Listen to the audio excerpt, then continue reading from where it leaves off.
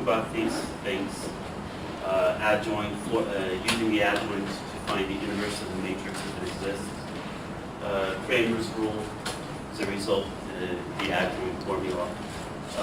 And the relationship between invertibility and determinant, and some examples dealing with this, and properties of determinants. And how we can also use row reduction in order to simplify finding a determinant. So the adjoint of the matrix is a square matrix. So of course we're talking about square matrices as we're talking about inverses and determinants. So this is all about square matrices. The adjoint of the matrix would be one. Let me actually quickly get that. I already forgot the actual definition.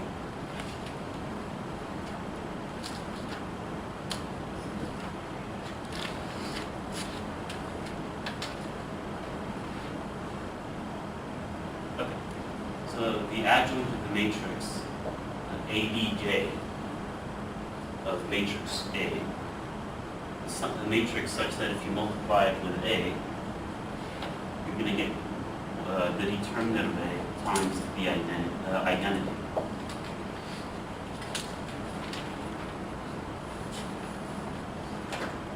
And you can prove that such a matrix exists, and we're going to simply construct it. Notice that the right-hand side is a diagonal matrix, right? So if A is square, then you would have the determinant of A times, let's say 3 by 3, sorry. Then this is the diagonal matrix.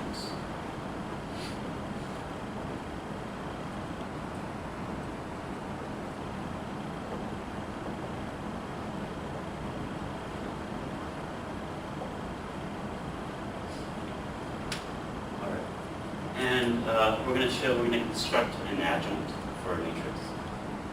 And then you can use it to say, well, if A is invertible, what can you do? Well, let me write the formula in a way.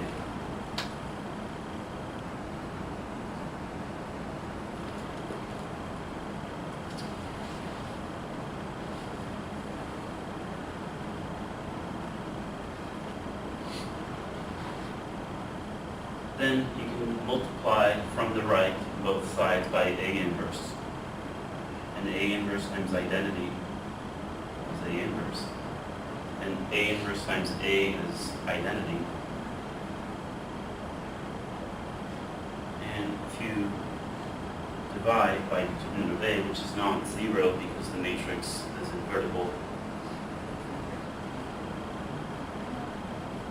you get the following formula for the inverse of a matrix that exists using adjoints.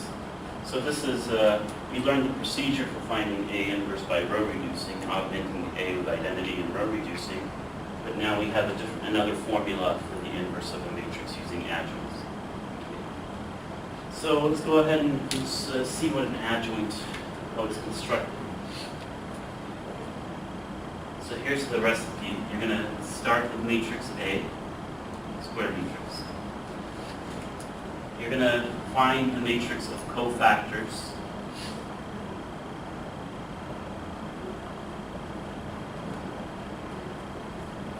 And so you're going to have, let's say, just for illustration's sake, A is 3 by 3. And you're going to have a matrix of cofactors where each of the 9 entries is replaced with a corresponding cofactor. So 1, 1 cofactor, 1, 2 cofactor, 1, 3 cofactor, 2, 1, 2, 2, and so on. So you create this matrix of cofactors. Let's call it C for the time being.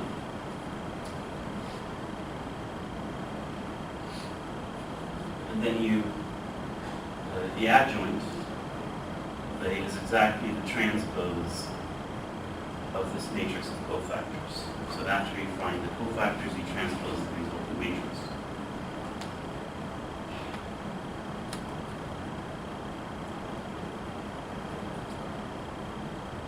Oh, what just happened?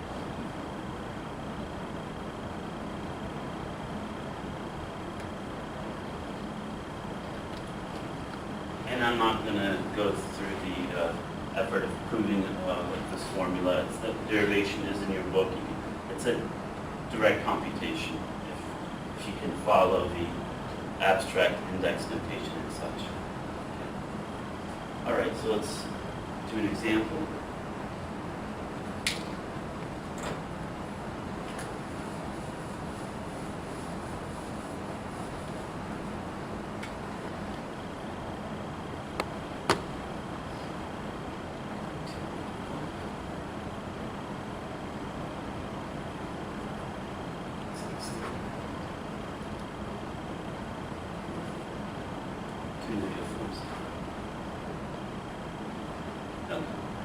We're going to find the adjoint of this matrix.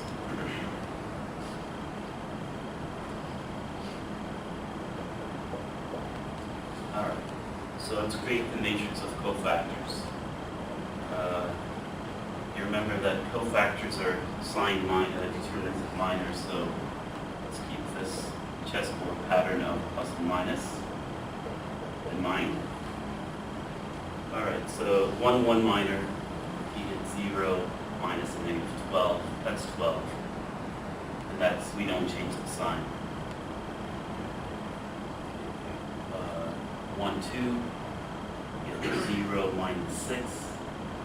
So, but we change the sign, so the minor is negative, the determinant of the minor is negative 6, but the cofactor is positive 6, and so on, right? So that's just a computation. It's negative 4 minus 12, and so on.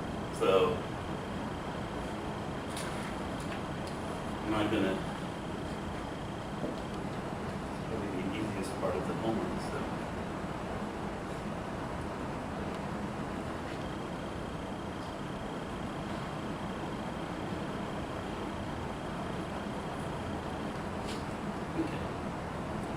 So then we're going to transpose this matrix.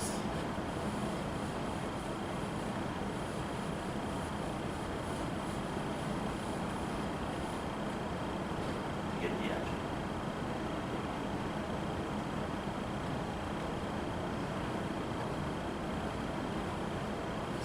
The rows become columns, vice versa.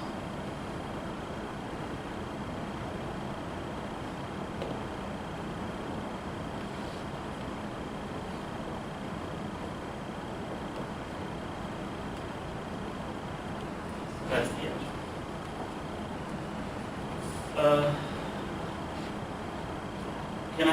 How can I find the determinant here?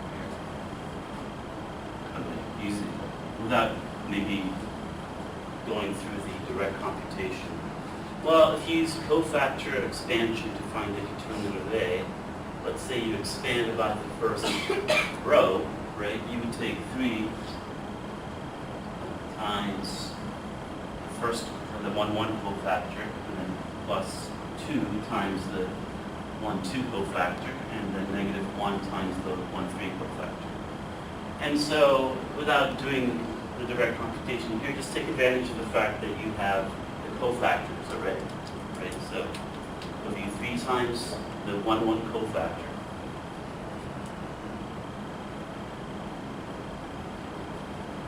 Times the 1, 2 cofactor, and so on.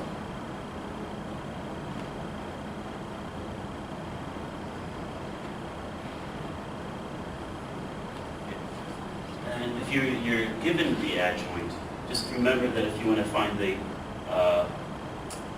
determinant, the adjoint is the transpose of the cofactor matrix, right? So if you use this procedure, you have to remember that, let's say, choose the first row, but you have to multiply the cofactors that are in the column. And this comes out to be 64.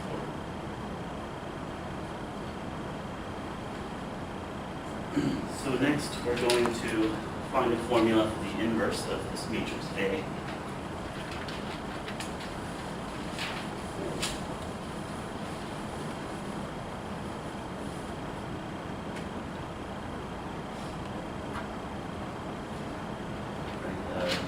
Matrix A is invertible, its determinant is not 0.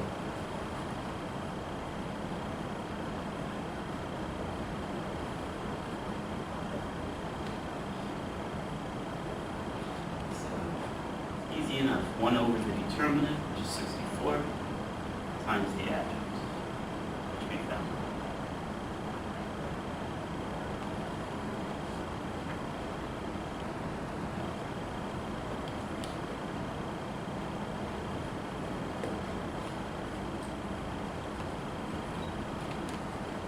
All right, so using this idea of adjoint, you can prove this rule, which is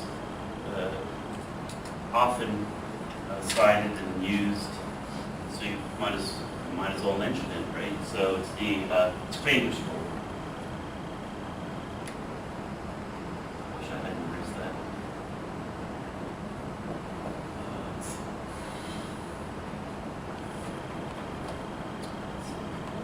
So Cramer's rule can be used in a system where you have as many equations as you have unknowns. We're going to need a square matrix of coefficients. So it's a rule for solving a system. So let's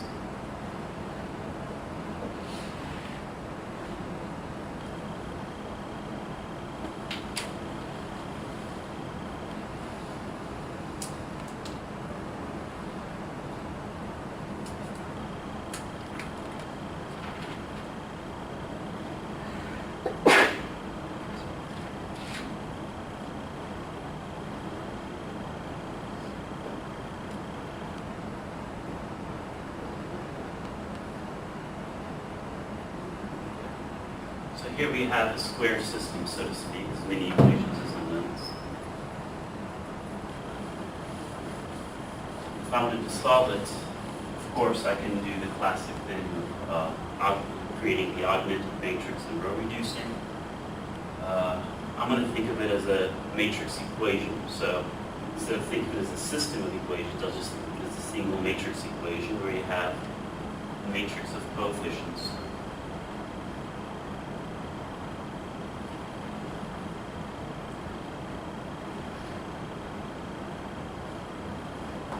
Times the column of unknowns equals the right-hand side. Well, so another way to solve it is obviously, we've already found the inverse. So this is the matrix whose adjoint we found and whose inverse we found, right? In the previous example. So the inverse of this matrix we already have. So we could also multiply both sides by the inverse. Solve for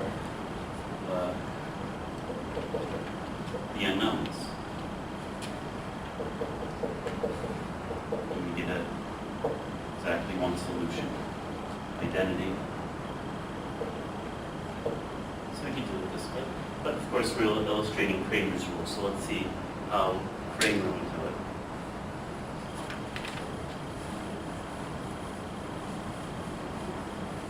So Cramer's rule would say this. If you want to solve for the first unknown, x1, that's going to be given by the formula, which is x, where x1 is the ratio of two determinants. One is the determinant of the coefficient matrix, so the original matrix.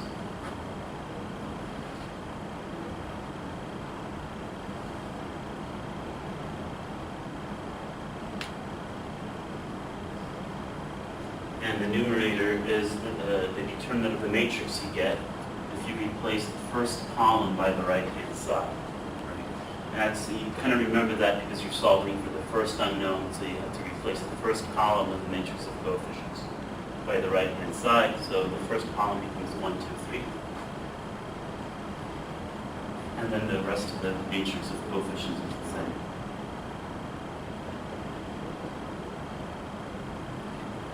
So, okay. And of course, when can you use this? When can you not use Cramer's rule? Well, you can't use it if you don't have as many equations as unknowns. And number two, you're dividing by the determinant of the matrix, right? So your matrix that has to have non-zero determinant has to be invertible. And you get it because you expect a unique solution. x1 can only be this number. So the second unknown, again, you would have a ratio of determinants where on the bottom you have the determinant of the coefficient matrix. Okay, on top you complete the determinant of the coefficient matrix where you replace the second row as your second column as you're solving for the second unknown by the right hand side.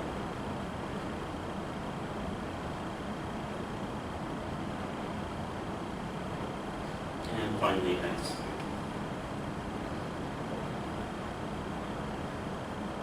So this boils down to computing 4 determinants, right? You compute the determinant of the matrix of coefficients first. Once, and then you have 3 by 3 determinants to compute. So I'm solving for the third unknown, so I replace the third column of the coefficient matrix on the right hand side, otherwise leaving the matrix the same.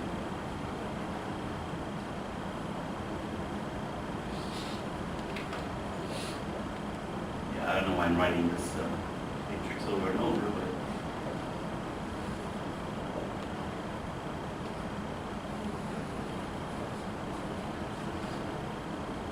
so your book might use notation, something like this, where this is the matrix of coefficients A. This is A1, so this is the matrix where you get if you replace the first column with the right-hand side. A2 might denote the matrix you get if you replace column, the second column with the right-hand side and so on. Replace the third column with the right-hand side. And I'm not going to compute these, right? We all probably know how to do this by now. So this is 40. This is 64. There's 20. 64. And this happened to be 64. So you get those fractions. Okay, so you have solutions. This works, you can prove this formula, Kramer's rule, using adjoints. If you have A, X equals B, this matrix is invertible, multiply both sides by the inverse.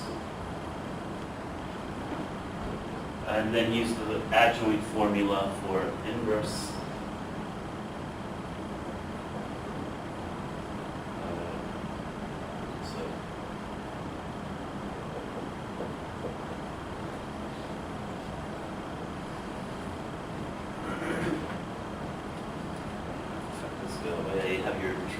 Adjoint is just the transpose of the matrix of cofactors.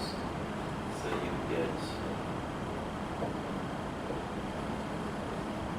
kind of regretting going this now. Because right, the cofactor matrix transpose would look like this.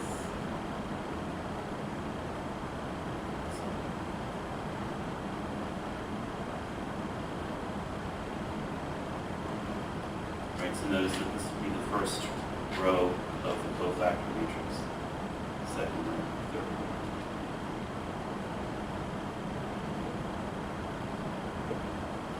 And you have the right hand side. Again, I'm using the 3 by 3 for simplicity's sake. So apparently, if you look at the unknowns here, apparently x1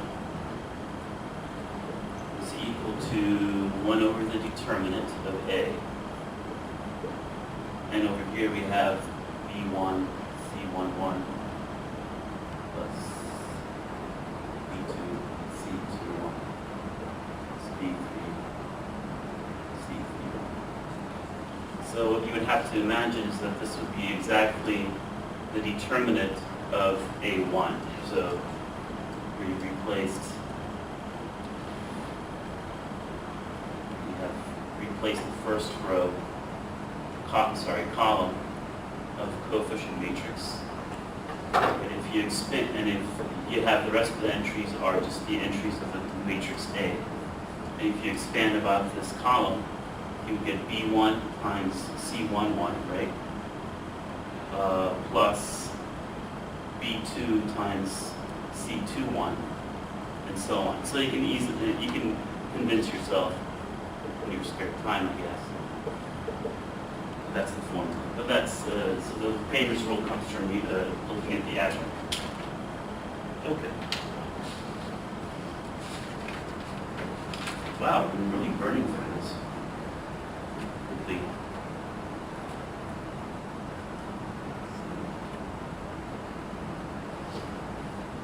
So, we want to look at invertibility. Let's look at properties of determinants. These properties can be proved using elementary matrices, if you're interested. So some of the proofs that are at least outlined in your book. But right, so okay, so what kind of operations do we do on matrices? What have we done? Found inverses, transposed, took determinants, right? And all of these have properties. So let's see, we know for inverses,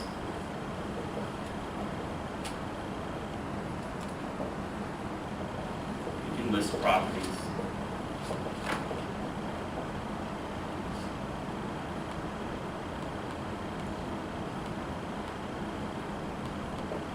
Assuming K is invertible.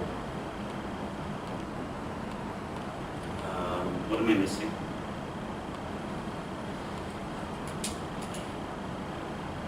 Yeah, I think that's it. Then we had transposes. And these, like feel similar, sometimes they're not. I mean, they're not exactly the same, but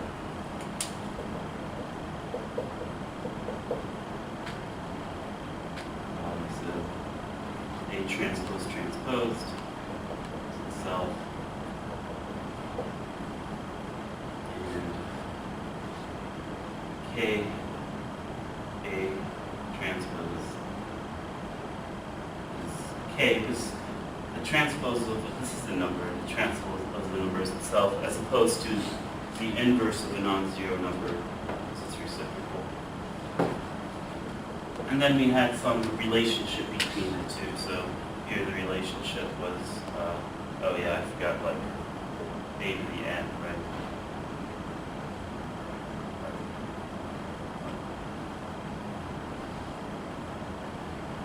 And then we had properties relating these two. So for example, A inverse transpose we found was just the inverse of A transpose. So that related the two. But now we want to look at property of determinants. Oh yeah. So this was for inverses. What was not true about what was not a property of inverses? Again, I fear writing this, but A plus B inverse is not equal to, so A inverse plus B in general. As opposed to determinants, transposes, where that was the case.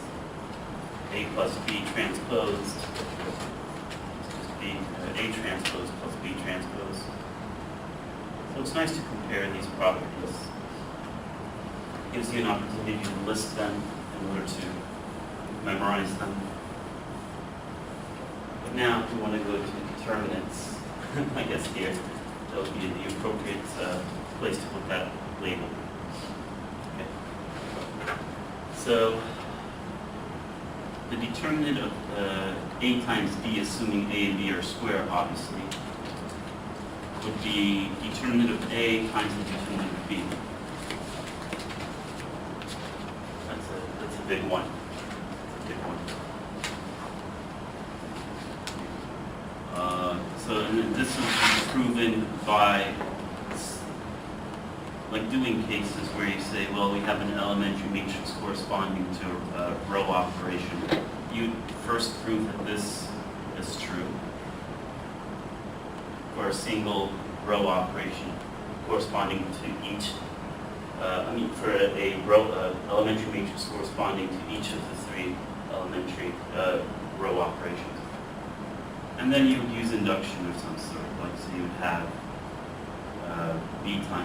A times B, right? And you consider a case where A has zero determinant, and then you consider the case where A has non-zero determinant. And then you know that you can write A as a product of elementary matrices. And then you use the mathematical induction to show.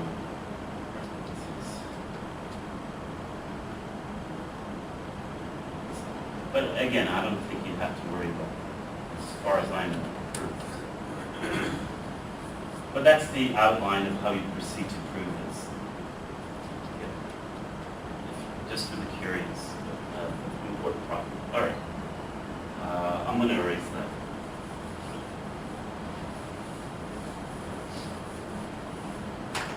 So let's see, another property is that this is hopefully clear. The determinant of the transpose of the matrix is the same as the determinant of the original.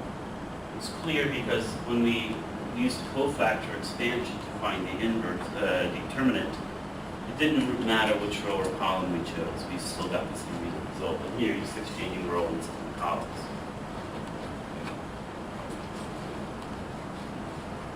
What's the determinant of the identity? 1. So if I have an invertible matrix and write it as A times A inverse, I can use this property.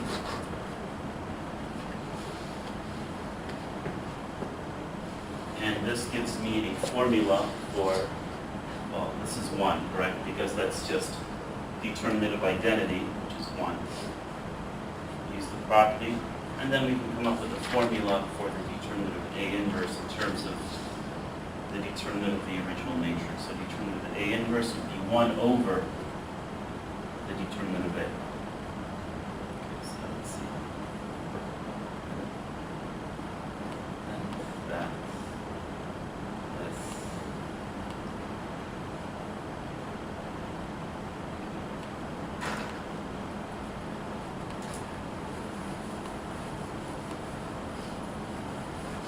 Gosh, am I missing anything?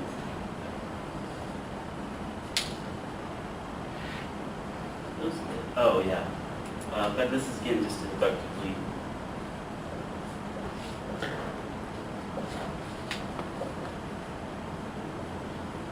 I'm just repeating this rule over and over.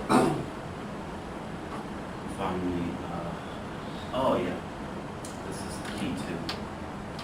So suppose you have a matrix, and you scale it. So you multiply the matrix by the scalar, right? You multiply each entry of that matrix by scalar k. And so when you find the determinant, say using cofactor expansion, for each row that you introduce, each row gets a factor of k. And if you do the expansion for each row, you get an extra factor of k in the determinant. So you get k to the n times the determinant of k. So A is an n by n square matrix. Because you multiply each row by factor k, the determinant you get is the k to the n power, not just k.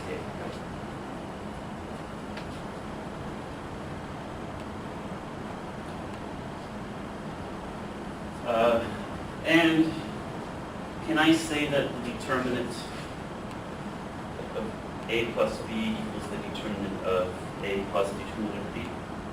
No. So it's kind of like that property for an inverse. This is not true. No, you can't. I mean, this inequality is true because these two things are not. Now I'm going to erase it. That kind of stuff makes me nervous. All right. I think that's it.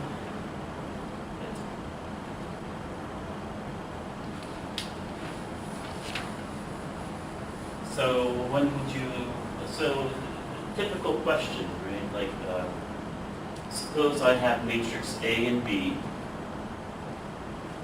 and I know the determinants are, and I'll use the bar notation, at say 5 and negative 2 or something.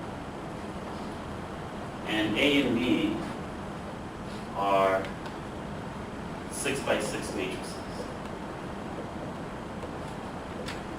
Okay. And then they'll want you to compute the determinant of something like 3 times A, B, transpose, inverted. There's some combination, right? So where you have to use all these rules. Okay. So you just take it step by step, right? So what's the size of this matrix here? Well, 6 by 6 times 6 by 6 matrix, 6 by 6 inverted is 6 by 6 matrix. So if I apply this property first, I see that I have 3 to the power, which is the size of my square matrix 6, times the determinant of A times B transpose inverted. And then we have the determinant of an inverse, right, of some matrix. So next property. So that would be the 1 over the determinant of A, B transpose. Then we would use, so we have the determinant of a product of 2 square matrices, so we then use another property. So this is an algebra game, right? So that's determinant of A times the determinant of B transpose.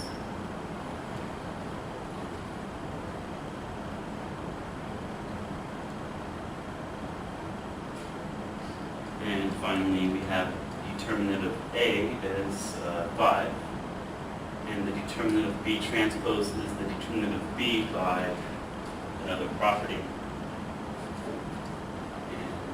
And then we're done.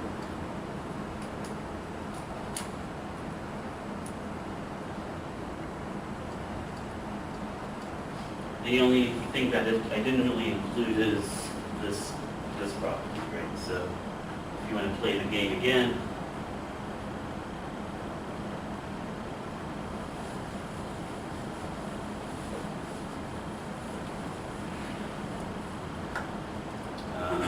same 2 matrices A and B. This is silly. But okay, whatever. -1. The negative of A inverse times B to the power negative 4, right? No transpose. Right, so this negative we think of as -1 times the matrix. So this would be -1, the scalar, raised to the power, which is the size of the B square matrices. So that was 6 by 6, so power 6.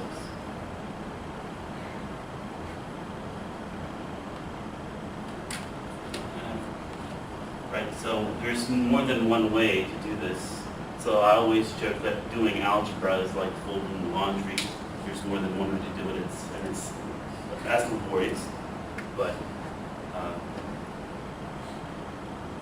determinant of a product of 2 matrices is the product of determinants.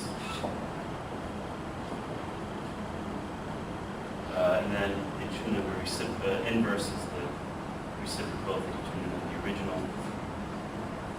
And here I can do the same.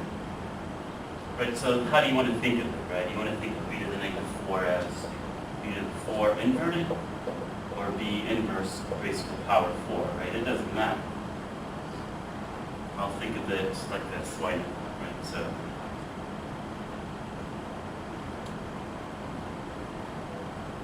So then we would have the determinant of b inverse raised to the power 4 by the property.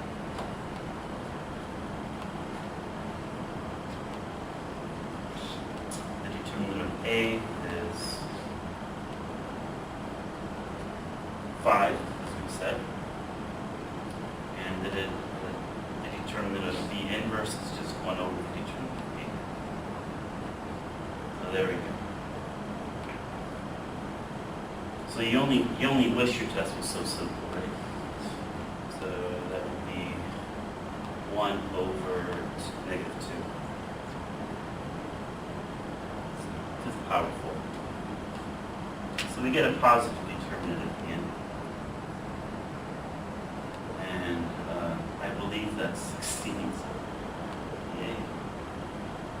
1 over 80, very close to 0, practically invertible, not invertible.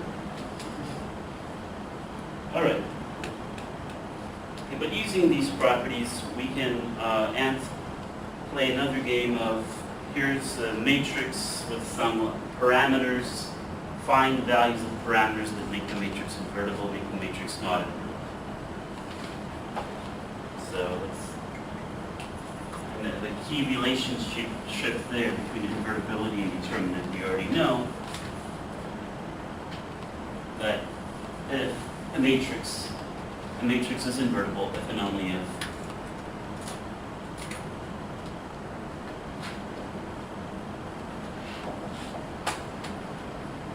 its determinant is not 0.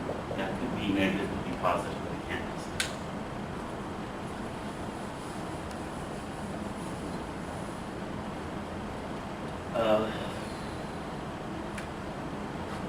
So, but just as a quick pop quiz, so suppose you have matrix, square matrix A times this column vector consisting of all ones, and that's equal to 0, right?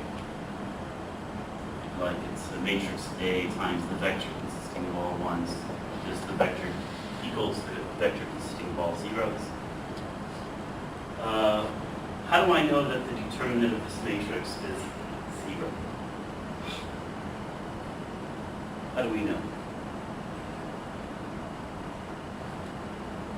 Well, you agree that this is a homogeneous equation, a homogeneous system.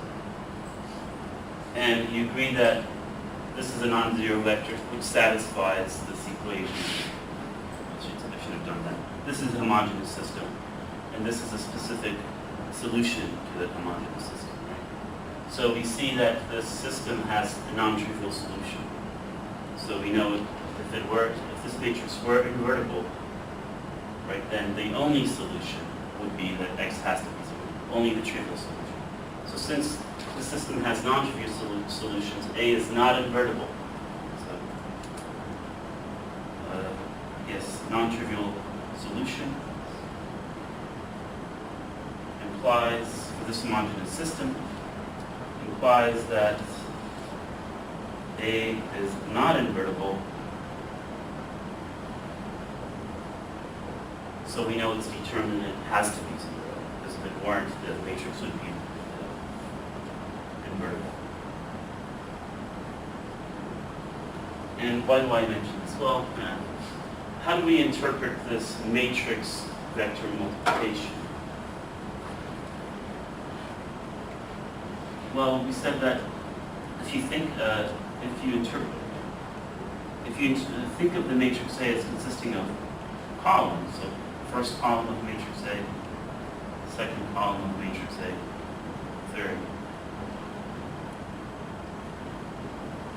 times 1, 1, 1, we said that we can interpret this multiplication as a linear combination of the columns, where these are the coefficients in that combination.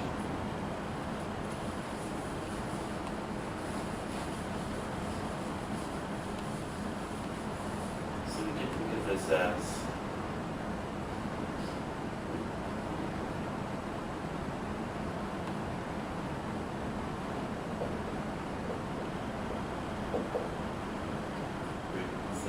all right. And all I gotta say is that this might be related to one of the homework questions.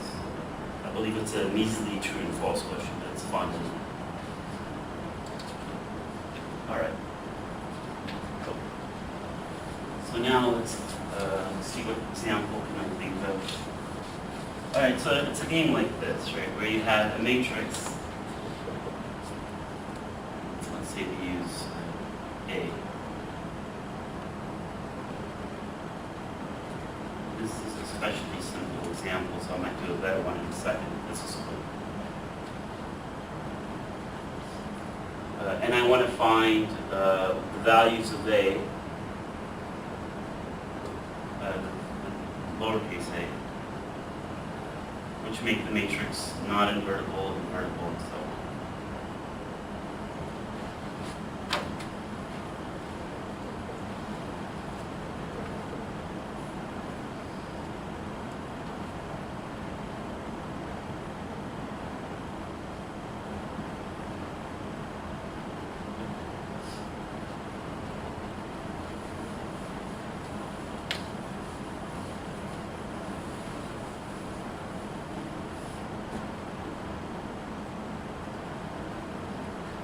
Well, what would you do? So we would take advantage of the fact that if you have a triangular matrix, the determinant is especially easy to find, right? So if B is a triangular matrix,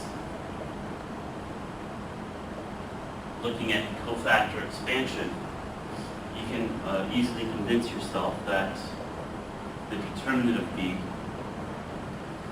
is the product of the diagonal matrix. So this is often used.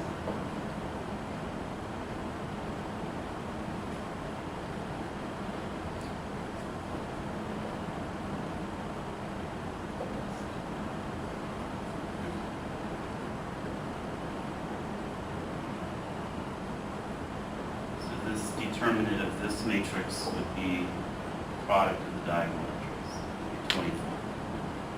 It's 1 times 4 times 6. So using that fact and using, I didn't talk about row operations. Why did I leave that in the last part? Okay.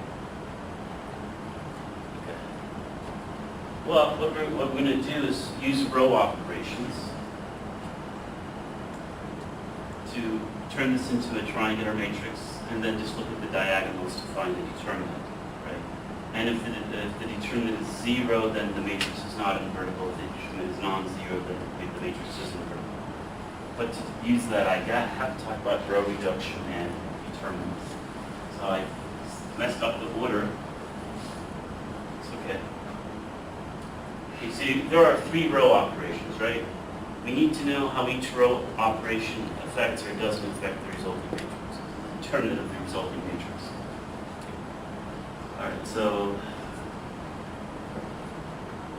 let's just review that.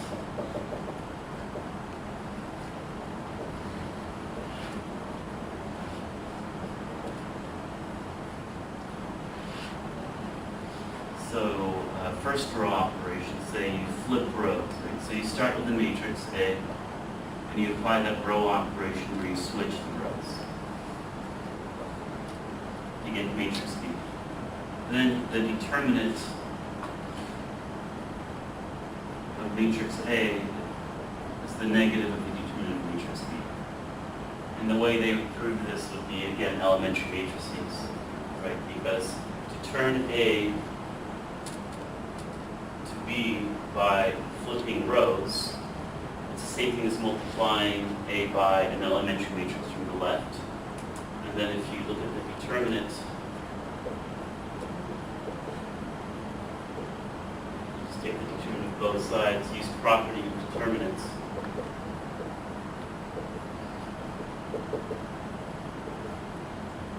And you would find that the determinant of that row, of that elementary matrix corresponding to row flips is just -1. So that's how they would prove that. Okay, so flipping rows changes the determinant by -1, factor of -1. Second row operation, this is where you start with the matrix A, multiply a row by a non-zero number to get matrix B. Then the determinants would be, how are they related? Well, what is the determinant of what's an elementary matrix corresponding to scaling a row by a non-zero constant?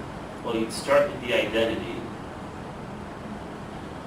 right, all ones in the diagonal, and you multiply row I by C, and that would be the elementary matrix.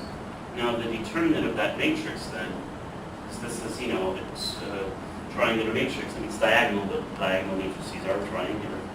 This is just the product of the diagonal, so you get C. So if you follow this logic here, right, we started with A, multiplied A by the elementary matrix corresponding to that row operation to get B. Use property of determinants. This determinant is C. So divide by C on both sides, and here we go. So if you multiply a row by a scalar, the determinant of the resulting matrix is 1 over times the reciprocal of that number is the determinant of the original. Third row operation is nice. It doesn't change the determinant at all. So it's very useful in finding determinants of matrices because you use it to introduce a lot of zeros, right? And that's easier to find the determinant. So this is to row I, you add a multiple of row j to get matrix B. Then the determinants of the original and the resulting matrix are the same. Again, you can prove it this kind of prove that using elementary matrices. Anyway, so those are the 3 row operations and how they affect the determinant, and we had to know that. Okay. So now, I'll take this matrix and compute its determinant by reducing it to a triangular matrix.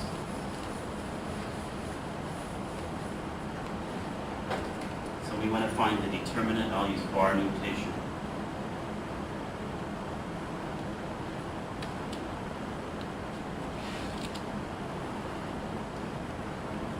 And well, what am I going to do? I'm going to introduce a 1 over here can I divide by, can I multiply row 1 by 1 over A?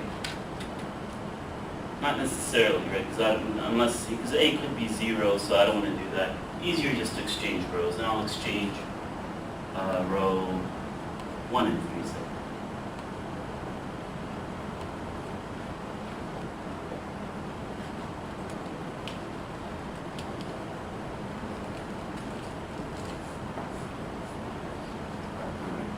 And what's the determinant I showed you? This changes, the determinant changed by a factor of -1. Okay. And then we'll use the third type of row operation to zero these entries out. So row 2 plus -1, row 1, row 3 plus -A, row 1. Here, A could be 0, it doesn't matter, so then it's not adding anything, essentially.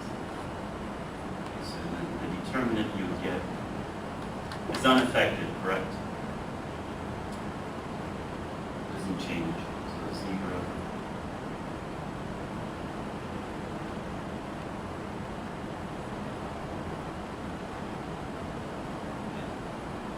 And finally, turn this into a 0. Notice that these are negatives to one another, so you can simply, to row 3, add row 2. And all I'm doing is getting this matrix to be triangular. I don't care about whether these are 1s or not.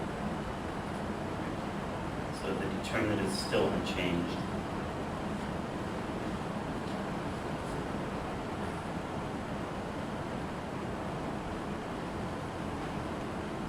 Adding these, you get 0, adding these, you get 2 times 1 minus A. Okay. But now we have a triangular matrix, so it's easy to find determinants. So you get -1, and then the product of these diagonals. So you get a very uninteresting problem.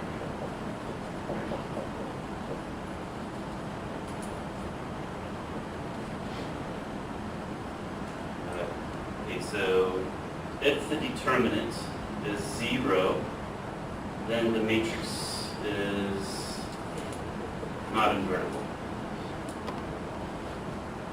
And we see that for this determinant to be 0, A has to be 1. And otherwise, the determinant is non-zero. All right, so that's the solution.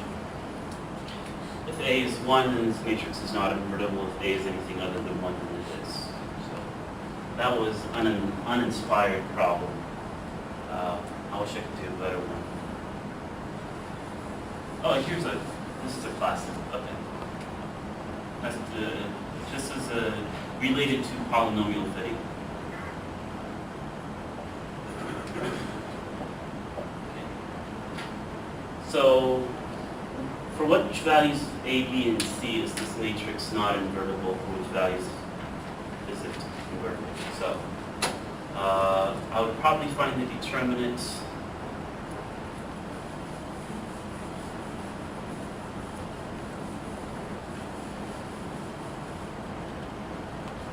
of A transpose.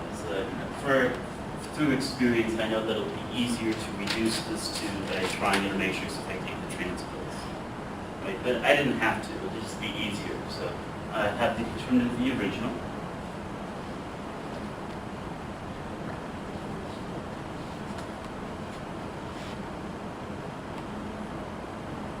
And if I transpose the matrix, does it change the determinant? No, that's one of the properties of determinants. So transposed.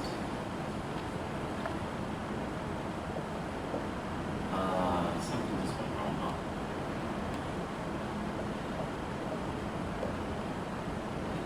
And then I'm going to use this leading one here to zero these out. So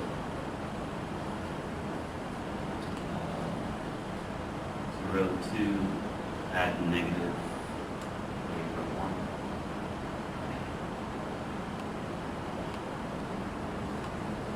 1. And these are that row operation that's so useful because it doesn't change the determinant.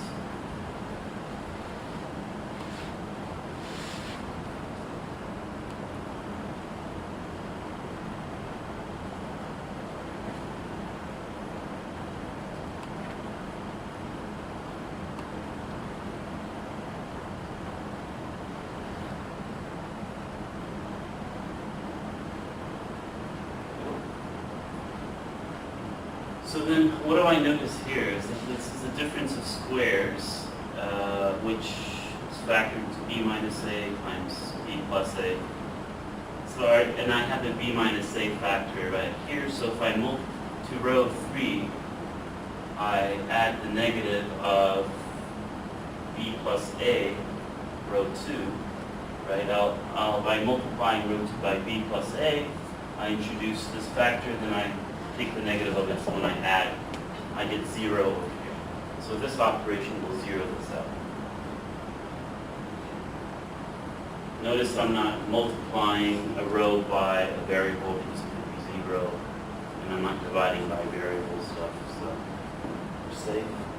And that doesn't, this row operation does not change the determinant.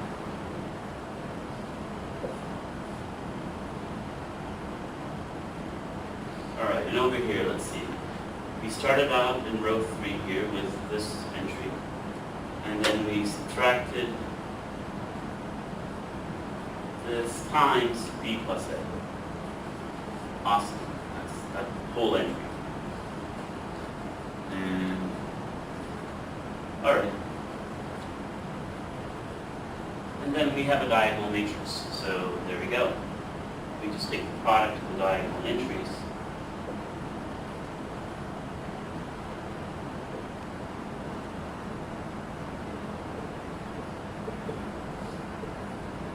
And I guess we need to factor this because we want to know when this determinant is 0 and when it's not.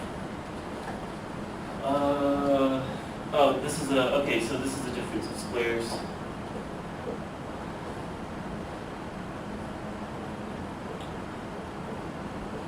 Factors into a product of conjugates. And now we see that c minus a is a common factor, so let's factor that out.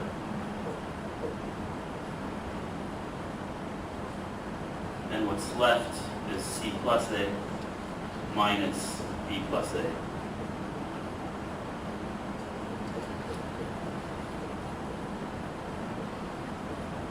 So that you get c minus b. The a says subtract to 0. Okay. So, all right. So our matrix is not invertible if its determinant is 0, and that happens if either what?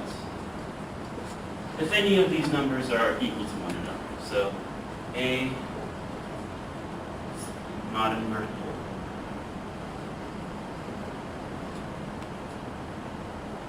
if either A equals B, right, because then this factor would be 0, for A equals C or B equals C.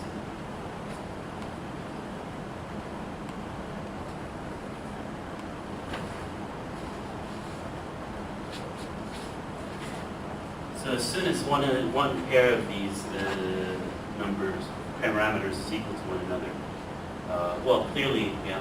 But why would that be? Then this is not, the determinant is 0. Otherwise, the determinant is non-zero.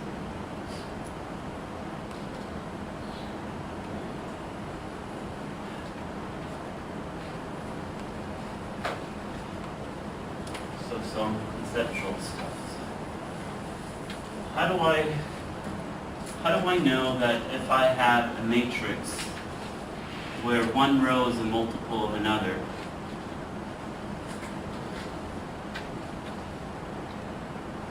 doesn't matter which one. So you see that one row, row 1 is k times row 2. How do I know that this determinant, the determinant of this matrix has to be 0? Well, because you can apply a row operation to zero this out, right? Namely, to row 1, add negative k times row 2. And the resulting determinant does not change because if we use that particular row operation. So you would get 0, 0, 0, and you get 0. And if you have a row of zeros in your matrix, your determinant must be 0, right? Because you can apply cofactor expansion along that row. So this says that if one row is a multiple of another, and you learn later if one row is in general a combination of the others, then the determinant must be 0. And that's what this says, right? If A and B are equal, then you have two rows that are exactly the same, so you can 0 one out.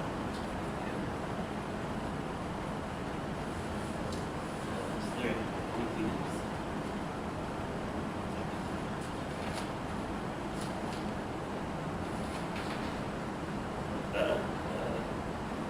Oh yeah, okay.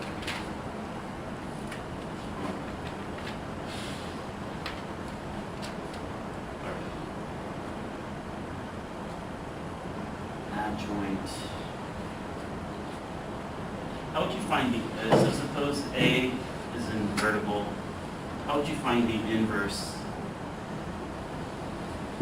of the adjoint of A?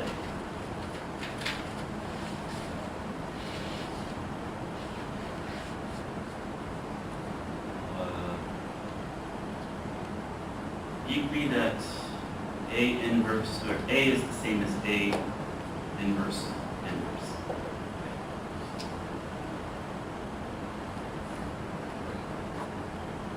So if you have matrix E,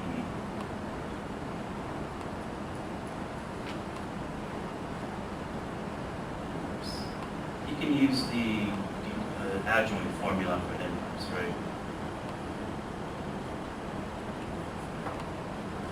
So now, if B happens to be the matrix A inverse, I can just replace B with the A inverse. So I would get 1 over the determinant of A inverse times the adjoint of A inverse.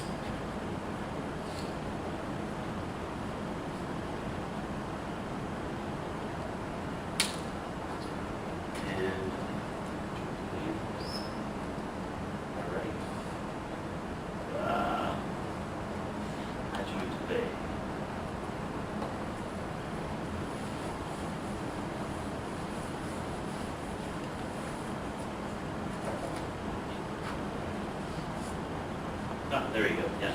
So now identity is the same as A inverse A.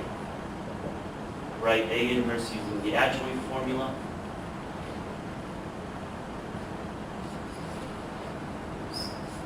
So the inverse of A is 1 over the determinant of A times its adjoint. And times, write the adjoint for A, which we wrote in terms of, A inverse inverse, so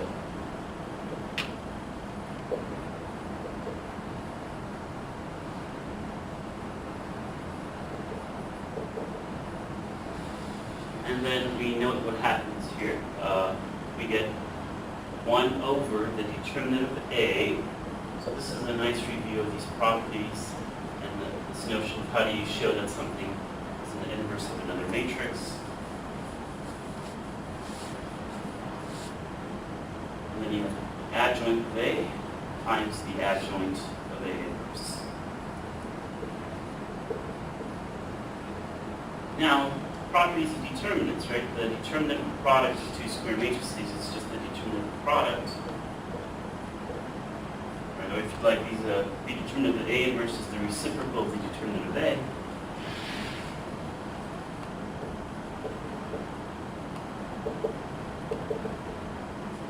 So this is just the determinant of the identity, which is 1. Okay. So using this manipulation, getting this fact, what is the inverse of the adjoint of A? So if you have identity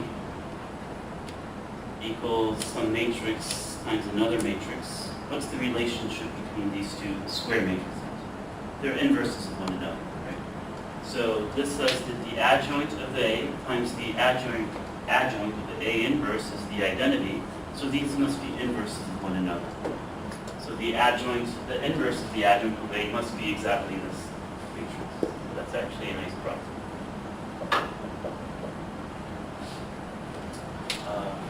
I'm just out of ideas here. So how was the exam, by the way? Was it all right? Answer the first question. It's like guessing check. What was it? Can we talk about it? Can we talk about the exam?